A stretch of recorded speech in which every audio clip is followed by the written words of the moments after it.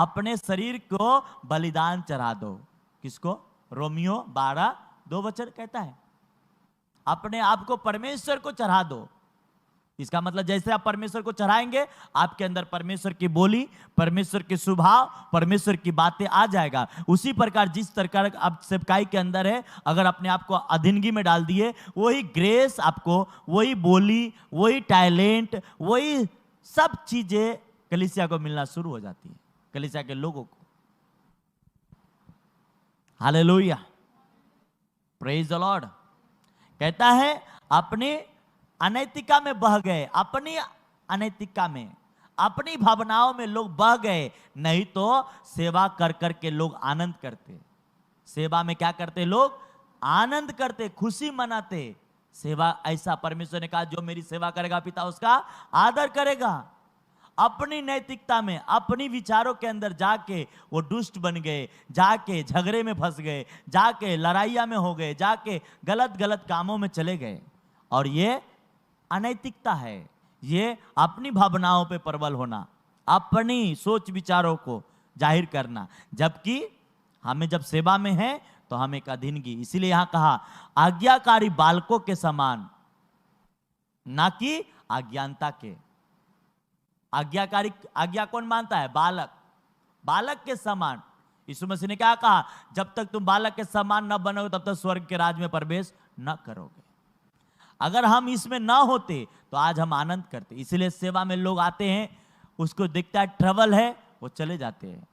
कल एक पास्टर के हमने वीडियो देख रहा था, और हम नाम नहीं आपको बताएंगे, और वो हमारे स्पिरिचुअल फादर के चर्च का। और उस आज्ञा से जब भटका, उन्होंने गवाही दे रहा था एक जगह पे कि हम जब चर्च जाते तो हमारी बीवी ये बोलती है तुम घर से पैसा लेके जा रहे हो, अब हमारे पास खाने पीने के भी पैसे नहीं रहने वाले हैं। और जब चर्च के अंदर आज्ञाकारी था तो उमर रहा था। क्या हो रहा था? उमर रहा था। और जैसे ही चर्च से आज्ञा ना मानकर चर्च से गया, और उसके पास ट्रबल ट्रबल ट्रबल, और वो गवाही दे रहा था। और मैं कहा देखो इंसान को कितना आसान है कि जिस अधीनगी में हमें चुना उसमें रहे। कितना आसान है कि जिस अपनी भावना, मेरा बात नहीं सुनता है। हालेलुया। तुम्हारी बातें तुम्हारे पास है। एक अगुवाई जब तुम्हें मिली है तो उस अगुवाई की बातें तुम्हें सुननी। तुम्हारी बातों को कोई परमेश्वर के सामने नहीं। जब आप स्वर्ग में जाएंगे वहां पे परमेश्वर को बोलेंगे कि मैंने इतने लोगों को सुसमाचार सुनाया, मैं इतने लोगों को सुसमाचार सुनाया, मैंने तो लोगों को चंगा किया, मैं तो बीमारों को चंगा किया, कोढ़ी को चंगा किया, लंगड़ों को चलाया। यीशु मसीह कहेगा हे दुष्ट, मेरे पास से वो कोई तुम्हारा सबूत नहीं रहेगा वहां।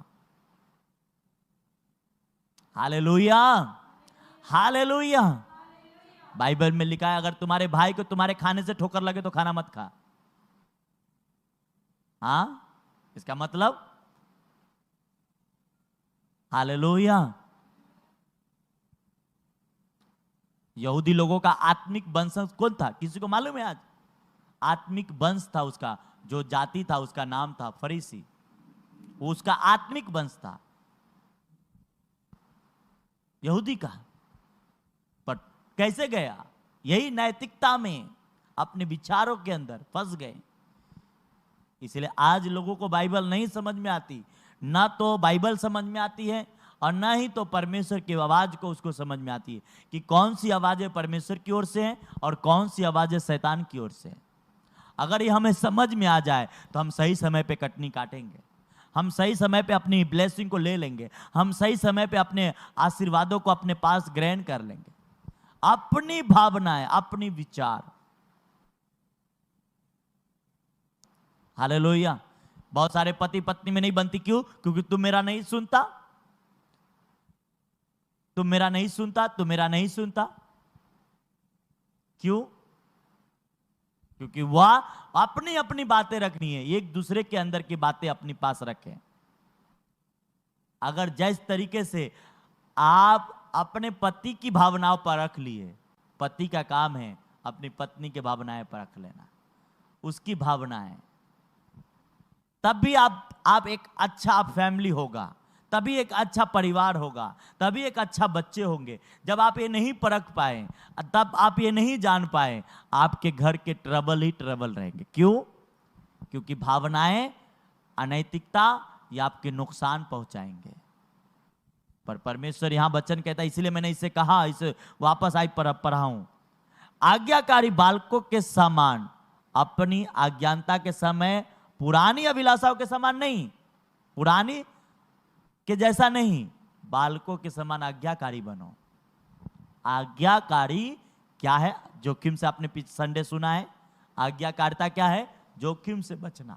और उसमें कितने सारे वर्ड्स आते हैं जो आप संडे के टीचिंग नहीं सुने तो सुन लो, उसमें सारे चीजें हैं। पर आज हम बात कर रहे हैं वह है नैतिकता, अपनी भावनाओं, अपनी विचार।